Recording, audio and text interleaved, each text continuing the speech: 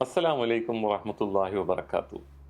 ഫോളോവേഴ്സും ലൈക്കുകളും കൃത്രിമ ഫിൽറ്ററുകളും മേക്കപ്പുകളും മാറ്റിയാൽ അവശേഷിക്കുന്നതാണ് യഥാർത്ഥ നമ്മൾ. ഇന്ന് നമ്മൾ സംസാരിക്കുന്നത് നമ്മുടെ ഉള്ളിലെ അൺഫിൽറ്റേഡ് വെർഷനെ കുറിച്ചാണ്. ഉമ്മാടെ നെഞ്ചിൽ ലോഗിൻ ചെയ്ത ഒരു ചെറു ജീവൻ. പിന്നീട് ഉപ്പാടെ കൈപിടിച്ച് നമ്മൾ നടക്കാൻ പഠിച്ചു. അന്ന് നമുക്ക് ഒരു പ്രൊഫൈലും ഇല്ലായിരുന്നു, ഫോളോവേഴ്സ് ഇല്ല, ലൈക്കുകളില്ല, ബാങ്ക് ബാലൻസ് ഇല്ല. പക്ഷേ നമ്മുടെ ഹൃദയം നിറഞ്ഞിരുന്നു. പിന്നീട് ജീവിതം നമ്മെ പതുക്കെ അപ്ഗ്രേഡ് ചെയ്തു. നാം മനോഹരമായി നമ്മുടെ റെസ്യൂമെ ബിൽഡ് ചെയ്തു, നെറ്റ്വർക്കിംഗ് അത് വിശാലമാക്കി, ബാങ്ക് ബാലൻസ് കൂട്ടാൻ ശ്രമിച്ചു, ജീവിതം കളർഫുള്ളാക്കി. പക്ഷേ ഒരു ചോദ്യം എപ്പോഴും ബാക്കിയായി. ഇതെല്ലാം നേടിയിട്ടും നമ്മൾ ശരിക്കും ഹാപ്പിയാണോ? ജീവിതത്തിൽ പലതും നേടിയിട്ടും എന്തോ ഒരു ശൂന്യത. അങ്ങനെ ഒന്ന് റിലാക്സ് ആവാമെന്ന് കരുതി ഫോണിലെ സ്ക്രോളിംഗ് ഫീൽഡിലേക്ക് ഇറങ്ങുന്നു.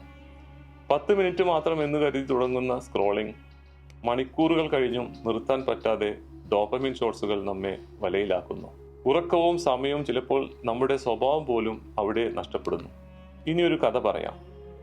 ഒരു രാത്രി തൻ്റെ വീടിൻ്റെ പുറത്തുള്ള തെരുവുവിളക്കിൻ്റെ കീഴിൽ എന്തോ തിരയുകയായിരുന്നു മുല്ല നസ്രുദ്ദീൻ ഖ്വാജ. ഒരു മനുഷ്യൻ വന്ന് ചോദിച്ചു, എന്താണ് തിരയുന്നത്? അദ്ദേഹം പറഞ്ഞു, എൻ്റെ താക്കോൽ എന്ന്. കുറച്ചു പേർ കൂടി ചേർന്ന് വിളക്കിന് താഴെ തിരയാൻ തുടങ്ങി. അവസാനം ഒരാൾ ചോദിച്ചു, താക്കോൽ ഇവിടെ തന്നെയാണോ നഷ്ടപ്പെട്ടത്? നസ്രുദ്ദീൻ ശാന്തമായി പറഞ്ഞു, ഇല്ല, അത് വീട്ടിനുള്ളിലാണ്. അവർ അത്ഭുതപ്പെട്ടു. അപ്പോൾ ഇവിടെ എന്തിനു തിരയുന്നു? അദ്ദേഹം പറഞ്ഞു, ഇവിടെയല്ലേ കൂടുതൽ വെളിച്ചമുള്ളത്. ഈ കഥ ഒരു പക്ഷേ നമ്മുടെ ജീവിതം തന്നെയാണ്. നമ്മുടെ യഥാർത്ഥ സമാധാനം ഹൃദയത്തിനുള്ളിലാണ്. അതാണ് നമുക്ക് നഷ്ടപ്പെട്ടത്. പക്ഷെ നാം തിരയുന്നതോ പുറത്തെ വെളിച്ചങ്ങളിൽ. പക്ഷെ ഹൃദയത്തെ ചികിത്സിക്കാതെ പുറത്ത് എത്ര അന്വേഷിച്ചാലും ശാന്തി ലഭിക്കുകയില്ല. ഇവിടെ ഖുർആൻ വളരെ ലളിതമായി പറയുന്നു, അലാ ബിദിക്രില്ലാഹി തത്മഇന്നുൽ ഖുലൂബ്. അള്ളാഹുവിൻ്റെ സ്മരണയിലൂടെയാണ് ഹൃദയങ്ങൾ ശാന്തി കണ്ടെത്തുന്നത്. ഈ ശാന്തി അത് അള്ളാഹുവിൻ്റെ സ്മരണയിലാണ്. ദിക്റിലുണ്ടത്, നമസ്കാരത്തിൽ, ഖുർആൻ പാരായണത്തിൽ, വിശക്കുന്നവനെ ഊട്ടുന്നതിൽ, പ്രയാസപ്പെടുന്നവരെ ചേർത്ത് പിടിക്കുന്നതിലും. ഒരുപക്ഷെ ഒരു പുഞ്ചിരിയിൽ പോലും നിങ്ങൾക്കത് ലഭിക്കും. റമദാൻ ഖുർആൻ ഇറങ്ങിയ മാസമാണ്, ഹൃദയങ്ങളെ ഉണർത്തുന്ന മാസം. അതിനാൽ ഖുർആൻ വായിക്കാൻ സമയം കണ്ടെത്തുക. കാരണം ഖുർആൻ വെറും വായിക്കാനുള്ള ഗ്രന്ഥമല്ല. ഓരോ വായനയും പുതിയൊരു ചിന്തയും പുതിയൊരു പ്രതിഫലനവും റിഫ്ലക്ഷൻസും നൽകുന്ന ജീവൻ നിറഞ്ഞ പ്രകാശമാണ്.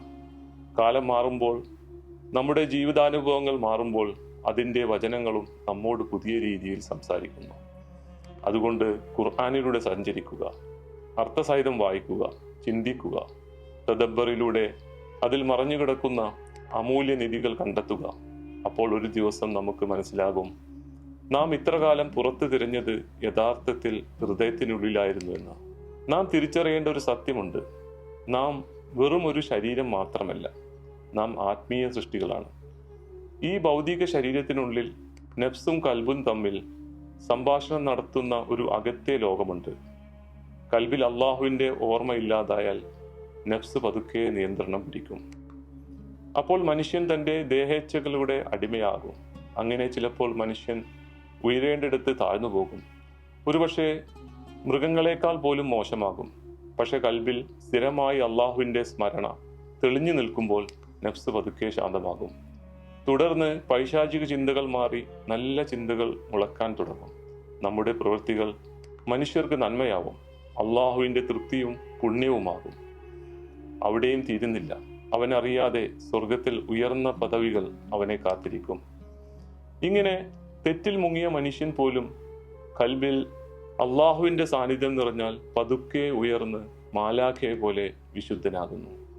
ഇതെല്ലാം തുടങ്ങുന്നത് ഒരു വാക്യത്തിൽ നിന്നാണ്, അലാ ബിദിക്രില്ലാഹി തത്മഇന്നുൽ ഖുലൂബ്. ഈ ഒരു കാര്യം എപ്പോഴും ഓർത്തു വെക്കുക.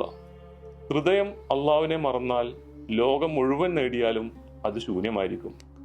പക്ഷേ നമ്മുടെ ഹൃദയം അള്ളാഹുവിനെ കണ്ടെത്തിയാൽ ഒന്നുമില്ലെങ്കിലും അത് സമ്പൂർണ്ണമാകും.